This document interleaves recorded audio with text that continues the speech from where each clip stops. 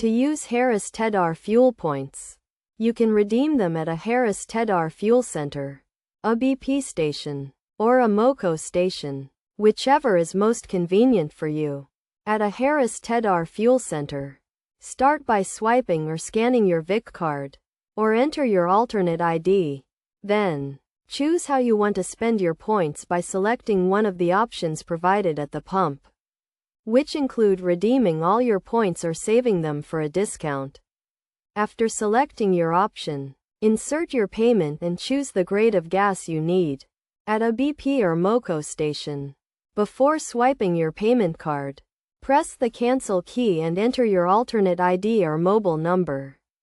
Then, select the option to redeem your points and confirm by selecting Yes. Finally, insert your payment card and start fueling. Using Harris Teeter fuel points is a straightforward process that can be completed in a few easy steps.